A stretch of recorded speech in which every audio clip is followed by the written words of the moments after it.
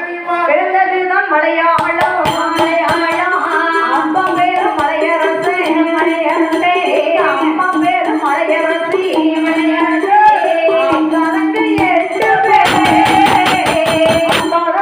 8 பேரு. அவதரித்தோம் பேரனாகே.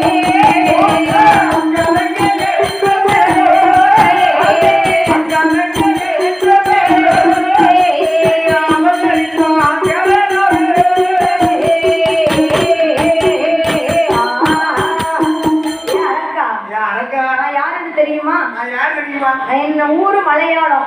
அப்பா பேரு மலையரசன். மோகினி அரங்கங்கிட்ட சொல்லுறான். எங்க ஊரு மலையாளம். அப்பா பேரு மலையரசன். அம்மா பேரு மலையரசி. நாங்க அக்கா தங்கச்சி 8 பேர் அவதரிச்சோம் கேரளாவில. என்ன அக்கா தங்கச்சி 8 பேர்? எடுத்து போயிட்டாரு. அக்கா தங்கச்சி 8 பேர் சொன்னா அந்த காலத்துல சொல்லுவாங்க. என்ன சொல்லிருக்கான் தெரியுமா? என்ன 5 பெற்று சொன்னா சரி அரசனும் ஆண்டி ஆயிடுவாங்க. எதுக்காக ஓட திருவோட்டே எடுத்துருவோம். அக்கா மாதிரி வச்சுக்கிட்டு சரி 5 பேர் பிள்ளையா பெற்றமுன்னு சொன்னா நம்ம எப்படி இருக்கும்? திருவோட எடுத்து பாதுகாலம் பண முடியா என் பிள்ளைய கல்யாணம் முடிச்சு வைக்கணும்னு சொல்லி அவ்வளவு எதுவும் மனத்தை. அப்ப நீ 8 பிள்ளை கேட்டப்போ நான் 8 பிள்ளை கேட்கிறேன். அந்த காலம் சொல்லிருக்கேன். சரி நல்லா யோசிக்கணும். இந்த காலத்துல 8 பொம்பளை பிள்ளை நினைச்சுக்கோ. சரி ஐயா புண்ணியத்துல 2 கல்யாணம் முடிஞ்சு 8 பொம்பளை பிள்ளை நினைச்சுக்கிறேன். சரி அத மூத்த பொண்டாட்டியோட அம்மாவுக்கு இந்த வயல மொட்டை போடலாம்னா மாமியாருக்கா?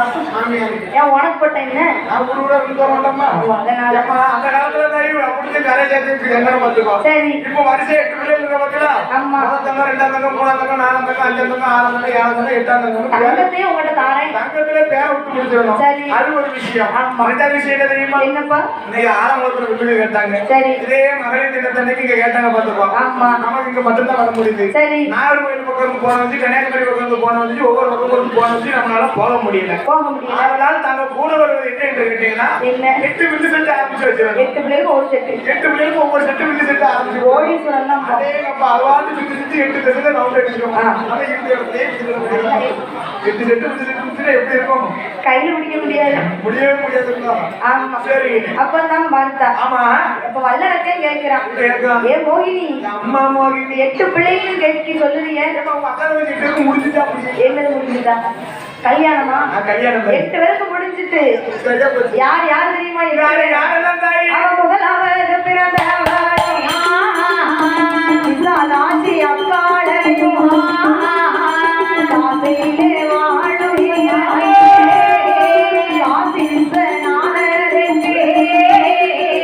விசாலாட்சியை கொடுத்திருக்கா. இரண்டாவது பிறந்தவளே பிறந்தவளே அவள் பெயர் உண்ணாமலே. இரண்டாவது பிறந்தவளே இரண்டாவது பிறந்தவளே அவள் பெயர்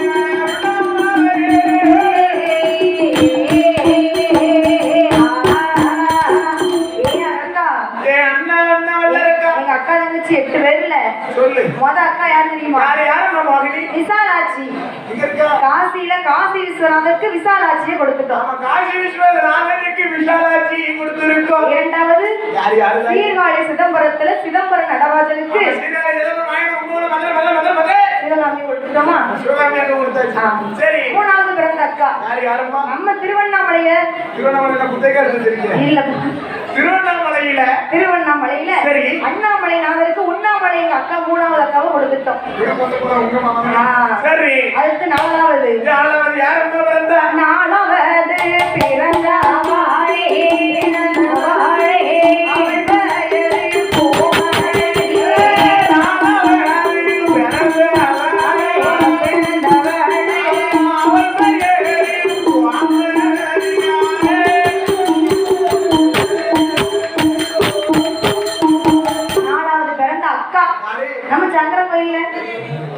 நம்ம சங்கரன் கோயில் சொல்லி போட்டா கிடக்குப்பா. காசா பணமா சொல்லு நீ வாட்டு நம்ம சங்கரன் கோயில். நம்ம சங்கரன் கோயில் யார் இருக்கா? நம்ம கோயில். நம்ம கோயில் அப்படி சொல்லு. சங்கர நைனாருக்கு கோமதி ஆவட. வா பேரே அதுதானே. ஆமாப்பா நல்லா வச்சிருக்காங்க பேரு. சரி. 4வது அக்கால் அங்க கொடுத்திருக்கோம். சங்கடத்தை எல்லாம் தீர்ப்பதற்கே இருக்கிறான் சங்கர ஈஸ்வரன். ஆமா, அவருக்கு கொடுத்தும் கோமதி அவளே கொடுத்துட்டோம். நம்ம கோமதி 5வது பிறந்த அக்கா யாரும்மா குச்சாலத்துல குளிக்க சிறந்த இடம் குச்சாலம். ஒப்புல குரங்காக இருக்கும். இந்த அக்கா தங்கச்சி பத்தி பேசிட்டு இருக்கோம், குரங்க பத்தி பேசிட்டு இருக்கோம். குரங்கு ஞாபகம் வருதா? குரங்கு கிடையாது. குச்சாலத்துல சரி குச்சாலநாதருக்கு குழல்வாய் மொழி அக்கால கொடுத்துட்டோம். குழல்வாய் மொழி அம்மால கொடுத்துருக்கோம். ஆமா. சரி. 6வது பிறந்த அக்கா பாவநாசத்துல அந்த பாவத்தை எல்லாம் போக்குறதுக்கு இருக்கானே பாவநாச ஈசனுக்கு பாவநாசி ஈசனுக்கு எங்க அக்கா உலகம்மால கொடுத்துட்டோம். உலக மக்களை கட்டி கொடுத்திருக்கோம். சரி. 7வது பிறந்த அக்கா யாரம்மா? காந்திமதி. நம்ம திருநெல்வேலி அத சொல்லு. நம்ம திருநெல்வேலி சொல்லு. நான் ஏத்துக்கலாம்.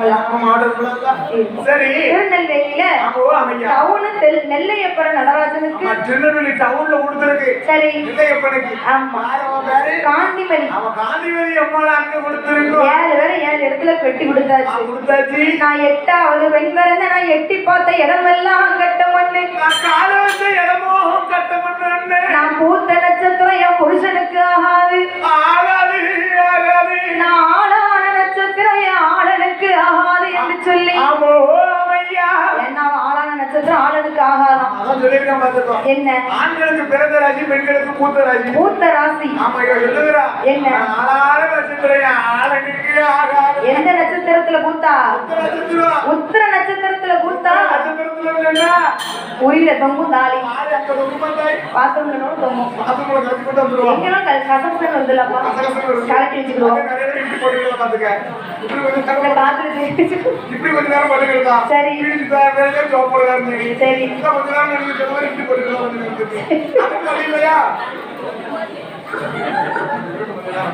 அப்படி கொஞ்சம் பத்திரமா இருக்குங்க.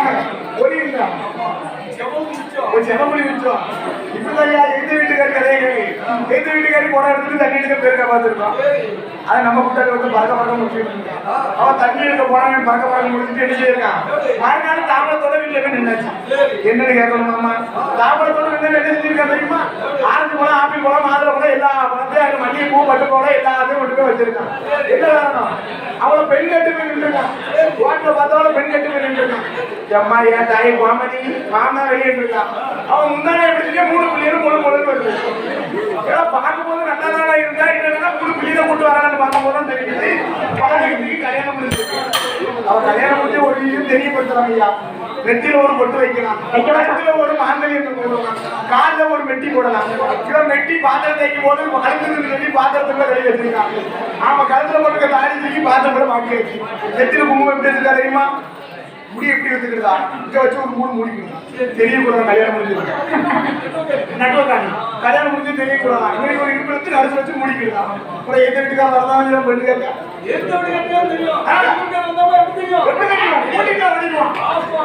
சரி தெரியலாங்க திருவிழாவாஜி அடிக்கிறோம். சரி. நான் 8வது பெண் பிறந்தேன். நான் எட்டி பார்த்த இடமெல்லாம் கட்ட மண்ணு. என் ராசி சரியில்லைன்னு சொல்லி யாருமே பெண்ணு கேட்கல. எங்க அப்பா ஒரு சுயவரம் வச்சாருப்பா. சுயவரம் சொன்னா அதாவது திருமணத்துக்கு இப்படி நின்று மாலை எதுக்கு எடி வாங்கலாம்.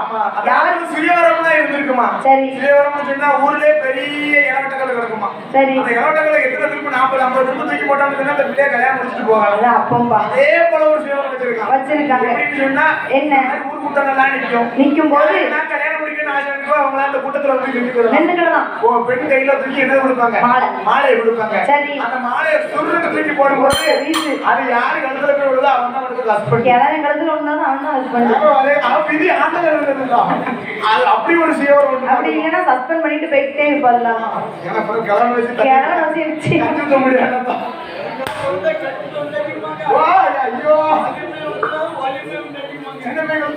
சின்ன பையன் வளைக்க மாட்டாங்க.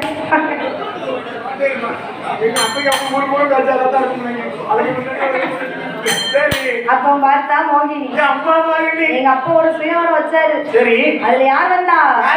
மதுரையில வாழும் சொக்கர் வந்தாரு. அது யாருக்குனே முதல் தரம் இருக்கு மீனாட்சி. ஆமா அம்மா மீனாட்சிக்கு வாக்கப்பட்டிருக்காரு. அதையும் விட்டு ரெண்டாம் தரமா அங்க வந்து நின்னாரு. சொல்லுவாங்களே என்ன சொக்கருக்கு சத்தியாலும் சொல்ல மெண்டாட்டிக்கு. சரி விட்டு எழுதுறது. ஆமா தாய். ஆமா பாத்தீங்களா மீனாட்சி அம்மையா? இல்லப்பா இப்ப கிளிய கையில வச்சுக்கிட்டு அதே சைஸா அப்படிப்பட்ட அளவோடு இருப்பா. ஆமா சொக்கருக்கு ரெண்டாவது தரமா வாக்கப்பட்டு போனேன். ஆமா சரி அப்போ பார்த்தா மோகினி ஆமா எங்க அப்பா வச்ச ஸ்ரீவரத்துல மாலை எடுத்து வீசினேன். நான் வீசின மாலை ஒரு அழகன் கழுத்துல விழுந்துதா? அழகா காலம் கழிச்சிருப்பானே இல்ல ஒரு கிழவி கழுத்துலயாவது விழுச்சுதா? எப்படியாவது காப்பாத்திருப்பான். தைரியமா வச்சு காப்பாத்திருப்பான். ஆமா நான் போட்ட மாலை அந்த மதுரையில வாழும் சொக்கர் கழுத்துல போய் விழுந்துட்டு சரி வாக்கப்பட்டாச்சு வாழ்ந்துதான் ஆகணும்னு சொல்லி மதுரைக்கு போனேன். மதுரையில எங்க அக்கா மீனாட்சி எனக்கு ஆராத்தி எடுப்பான்னு பார்த்தா கேவலமா பேசுதா? ரெண்டாம் தடவை வாக்கப்பட்டு போ. ஆமா நானும் இப்படி ரெண்டாம் தடவை வாக்கப்பட்டு மதுரையில வர சொக்கரோட போய் இருந்தேன். எத்தனை நாள் இருந்த? 8 நாள் இருந்தேன் என் புருஷன் கூட. 8 நாளைக்கு எவ்வளவு கஷ்டம் தெரியுமா? எப்படி கஷ்டமா? என்ன கஷ்டம்? மூன்றாவது நாளையில கொழுந்தனோடு சண்டை போட்டு, மூன்றாவது நாளையில கொழுந்தனோடு சண்டை போட்டு, நாலாவது நாளையில நாத்தனாரோடு சண்டை போட்டு, நாலாவது நாளையில நாத்தனாரோடு சண்டை போட்டு, ஐந்தாவது நாளையில அத்தையோட சண்டை போட்டு, ஐந்தாவது நாளையில அத்தையோட சண்டை போட்டு, ஆறாவது நாளையில இந்த அத்தனோட சண்டை போட்டு, ஆறாவது நாளையில அத்தாவோட சண்டை போட்டு, ஏழாவது நாளையில கொழுந்தனோட சண்டை போட்டு, ஏழாவது நாளையில கொழுந்தனோட சண்டை போட்டு, எட்டாவது நாளையில நாளையிலே எடுத்த வீடு பகையாச்சே பகையாச்சே, எடுத்த வீடு பகையாச்சே பகையாச்சே,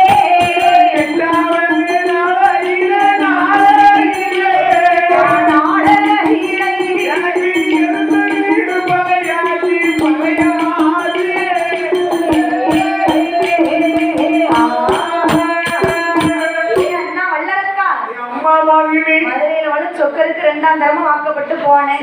மூணாவது நாளையில மூத்த கொழுந்தன் கூட சண்டை போட்டேன். நாலாவது நாளையில என் நாத்தனா கூட சண்டை போட்டேன். ஐந்தாவது நாளையில என் அத்தை கூட சண்டை போட்டேன். 6 நாள் ஆச்சு என் அத்தன் கூடயும் சண்டை போட்டுட்டேன். 7 நாள் ஆச்சு இளைய கொழுந்தன் கூட சண்டை. ஆமா 8வது நாளையில எடுத்த வீடே பகையா போச்சு. நான் பூஜை நட்சத்திரத்தை பாத்தியா? புருஷன் கூட 8 நாள் தான் வாழ்ந்தேன். ஆமா நான் ஆளான நட்சத்திரம் என் ஆளனுக்கு ஆகவில்லை. ஏன்னா உத்திர நட்சத்திரத்துல பூத்திருக்கல அதனால. ஆமா அப்போ மதுரையில வாழும் சொக்கர் கூட சும்மா இருக்கணும். என்ன என்ன செய்வா? வச்சுக்கிடுவா. சரி மண்ணை மட்டும் வருப்பா. என்னத்த வருங்க அப்படின்னா யார் கண்டுக்காரங்க இப்படி சண்டை போட்டு 8வது நாளையில எடுத்த வீடு பகையா போச்சு. ஏன் அண்ணே வல்லவர்க்கா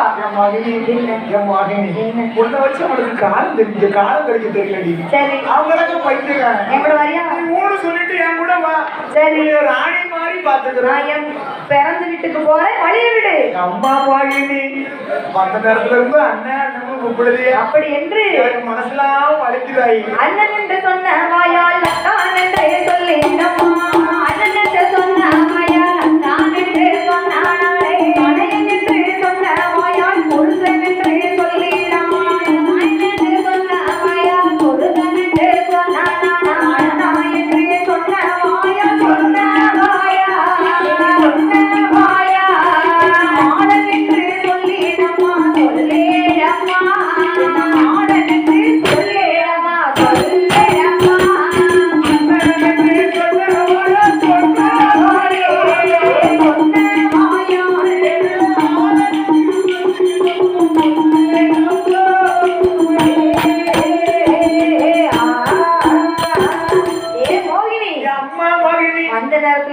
அண்ணன் அண்ணன்னு கூப்பிடுதிய அண்ணன்னு சொன்ன வாயில ஒரு வார்த்தை அத்தான்னு கூப்பிட ஒரு வார்த்தை அத்தான்னு சொல்லுவேன் மாமானாட்டு சொல்லு அத்தான் பாய்ப்பேன் எம்மா ஒரு வார்த்தை அத்தான்னு கூட்டு போ சரி வலிக்கும் இல்ல பிரதர் பிரதர்னு கூப்பிடாங்க சரி ஏங்க வாங்க போங்கன்னு பேசு பேசு அதுதான் நல்லா இருக்கு சரி புருஷனாட்டு சொல்ல அப்படியே சொல்லேன் கும்பிடு போடுங்க அம்மா அம்மா ஏ மோகினி நீ மதுரையில் வந்து சொக்கர் கூட தானே சண்டை போட்ட ஏன் கூட வாரியா கூட வந்து சொன்னா சரி அவ்வளவு அழகா இருக்கும் அழகா பாத்துக்கிறேன் வாழ்க்கையே இன்பமா இருக்கும் இன்பமா அம்மா அம்மா ஏ வல்லருக்கா உன் கூட வர வந்துருவேன் உனக்கு மூத்த தாய்காரி இருப்பல்ல என்ன நீ ஒரு வார்த்தை என் கூட வாரன்னு சொல்லி சரி பாலகத்தி அம்மிக்கல்ல தூக்கி போட்டு கொண்டு போடுறேன்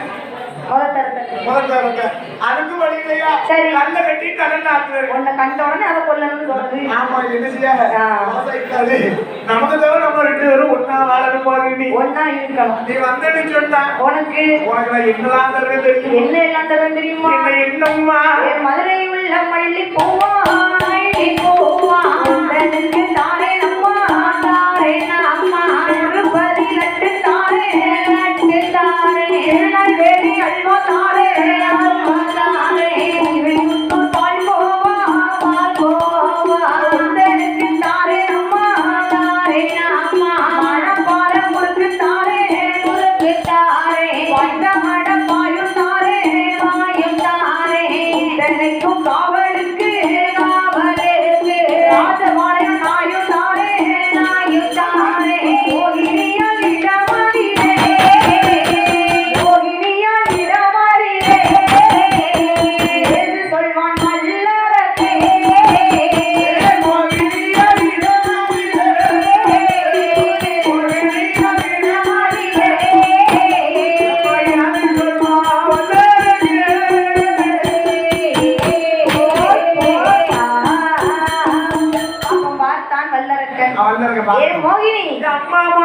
கூட மட்டும் வா உனக்கு திருநெல்வேலி அல்வா தாரே திருப்பதி லட்டு தாரே மணப்பாறை முறுக்கு வேணுமா ஸ்ரீவில்லிபுத்தூர் பால்கோவா வேணுமா அது மட்டுமா பத்தமட பாய் சரி நம்ம ரெண்டு காவல் எங்க இருந்து வரும் ராஜபாளையத்துல இருந்து நாய் வாங்கிட்டு நாய் வாரேன் அது மட்டுமா என்ன என் கூட வந்து சொன்னா சரி கோயில்பட்டி மண்ணு தானே கோயில்பட்டி மண்ணா கோயில்பட்டி மண்ணு தான் கடல் முட்டை கிடையாதா ஒரு ரோடு மட்டும் முக்கியமா ஒரு திருப்பதி லட்டு ஆமா சரி உனக்கு கை பிடிக்க தோழி பெண்ணு கால் பிடிக்க தோழி பெண்ணு சேலை கட்ட மட்டும் நான் வருவேன் சரிதான் நல்லா தான் இருக்கு சேலை கட்ட நான் வரேன் பூமுடிக்க நான் வரேன் நீ என் கூட மட்டும் வா சரி என் கூட வந்து சொல்லுங்க சரி ஆமா ராஜா சரி சரி அம்மா மோகினி மோகினி நீ மூத்த தலைக்காரி இருக்கான்னு பயப்படுதியா நீ வா சரி நான் அவளை கொன்றுவேன் ஏ அண்ணா அண்ணா நான் உங்க கூட வந்துருவேன் மூத்த தாரி கூட போக மாட்டேன்னு எனக்கு ஒரு சத்தியம் பண்ணி கொடுமா என்ன சரி இப்படி சொல்லிருந்தா அப்படியே அரை சத்தியம் பண்ணி உன்னை அரை கொண்டாட்டி ஆக்கிருக்கேன் நல்லா ஆக்கிருக்கேன் பாதி சத்தியம் பண்ணி உன்னை பாதி கொண்டாட்டி ஆக்கிருக்கேன் அம்மா மோகினி சத்தியம்னு சொன்னா சும்மா சத்தியம் இல்ல உன்னோட ஆள்காட்டி விரல் எடுக்கணும் தலையை 3 தடவை சுத்தணும் திருப்பார் கடலில் சென்று